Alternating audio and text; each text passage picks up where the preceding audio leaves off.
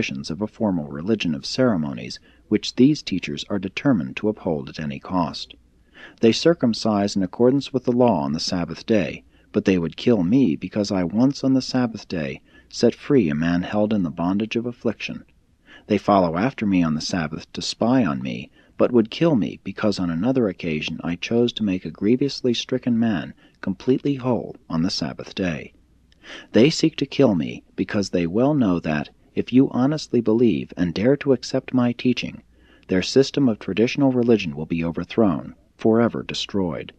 Thus will they be deprived of authority over that to which they have devoted their lives, since they steadfastly refuse to accept this new and more glorious gospel of the kingdom of God. And now do I appeal to every one of you, judge not according to outward appearances, but rather judge by the true spirit of these teachings. Judge righteously. Then said another inquirer, Yes, teacher, we do look for the Messiah, but when he comes, we know that his appearance will be in mystery. We know whence you are. You have been among your brethren from the beginning. The deliverer will come in power to restore the throne of David's kingdom.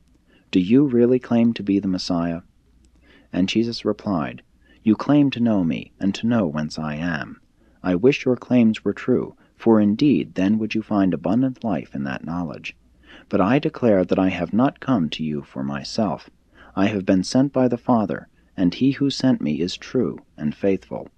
By refusing to hear me, you are refusing to receive him who sends me. You, if you will receive this gospel, shall come to know him who sent me. I know the Father, for I have come from the Father, to declare and reveal him to you. The agents of the scribes wanted to lay hands upon him, but they feared the multitude, for many believed in him.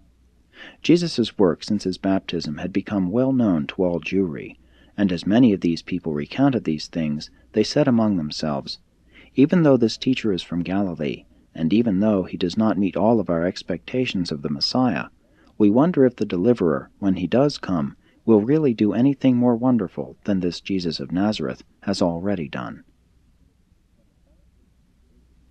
When the Pharisees and their agents heard the people talking this way, they took counsel with their leaders and decided that something should be done forthwith to put a stop to these public appearances of Jesus in the temple courts.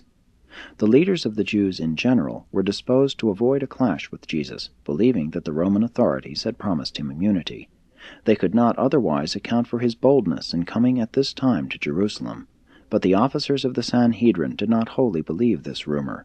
They reasoned that the Roman rulers would not do such a thing secretly and without the knowledge of the highest governing body of the Jewish nation. Accordingly, Eber, the proper officer of the Sanhedrin, with 2 assistants, was dispatched to arrest Jesus. As Eber made his way toward Jesus, the Master said, Fear not to approach me. Draw near while you listen to my teaching. I know you have been sent to apprehend me, but you should understand that nothing will befall the Son of Man until his hour comes. You are not arrayed against me. You come only to do the bidding of your masters, and even these rulers of the Jews verily think they are doing God's service when they secretly seek my destruction. I bear none of you ill will. The Father loves you, and therefore do I long for your deliverance from the bondage of prejudice and the darkness of tradition. I offer you the liberty of life and the joy of salvation. I proclaim the new and living way, the deliverance from evil and the breaking of the bondage of sin. I have come that you might have life, and have it eternally. You seek to be rid of me and my disquieting teachings. If you could only realize that I am to be with you only a little while. In just a short time I go to him who sent me into this world. And then will many of you diligently seek me, but you shall not discover my presence, for where I am about to go you cannot come. But all who truly seek to find me shall sometime attain the life that leads to my Father's presence. Some of the scoffers said among themselves, Where will this man go that we cannot find him? Will he go to live among the Greeks? Will he destroy himself? What can he mean when he declares that soon he will depart from us, and that we cannot go where he goes? Eber and his assistants refused to arrest Jesus. They returned to their meeting place without him. When therefore the chief priests and the Pharisees upbraided Eber and his assistants because they had not brought Jesus with them, Eber only replied, "We feared to arrest him in the midst of the multitude, because many believe in him. Besides, we never heard a man speak like this man. There is something out of the ordinary about this teacher. You would all do well to go over to hear him." And when the chief rulers heard these words, they were astonished, and spoke tauntingly to Eber, "Are you also led astray? Are you about to believe in this deceiver? Have you heard that any of our learned men, or any of the rulers, have believed in him? Have any of the scribes or the Pharisees been deceived by his clever teachings? How then does it come that you are influenced by the behavior of this ignorant multitude, who know not the law or the prophets? Do you not know that such untaught people are accursed?" And then answered Eber, "Even so, my masters. But this man speaks to the multitude words of mercy and hope. He cheers the downhearted, and his words were comforting even to our souls. What can there be wrong in these teachings, even though he may not be the Messiah of the Scriptures? And even then does not our law require fairness? Do we condemn a man before we hear him?" And the chief of the Sanhedrin was wroth with Eber, and, turning upon him, said, "Have you gone mad? Are you by any chance also from Galilee? Search the Scriptures, and you will discover that out of Galilee arises no prophet, much less the Messiah." The Sanhedrin disbanded in confusion, and Jesus withdrew to Bethany for the night. 3. The woman taken in adultery. It was during this visit to Jerusalem that Jesus dealt with a certain woman of evil repute, who was brought into his presence by her accusers and his enemies. The distorted record you have of this episode would suggest that this woman had been brought before Jesus by the scribes and Pharisees, and that Jesus so dealt with them as to indicate that these religious leaders of the Jews might themselves have been guilty of immorality.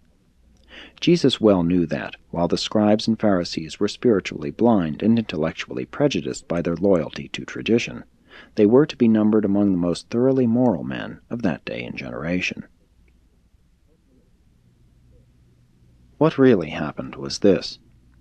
Early the third morning of the feast, as Jesus approached the temple, he was met by a group of the hired agents of the Sanhedrin, who were dragging a woman along with them. As they came near, the spokesman said, "Master, this woman was taken in adultery, in the very act. Now the law of Moses commands that we should stone such a woman. What do you say should be done with her?"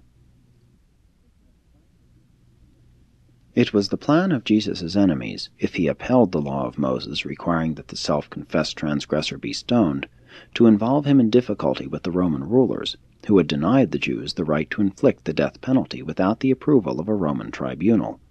If he forbade stoning the woman, they would accuse him before the Sanhedrin of setting himself up above Moses and the Jewish law. If he remained silent, they would accuse him of cowardice. But the Master so managed the situation that the whole plot fell to pieces of its own sordid weight. This woman, once comely, was the wife of an inferior citizen of Nazareth, a man who had been a troublemaker for Jesus throughout his youthful days. The man, having married this woman, did most shamefully force her to earn their living by making commerce of her body. He had come up to the feast at Jerusalem that his wife might thus prostitute her physical charms for financial gain.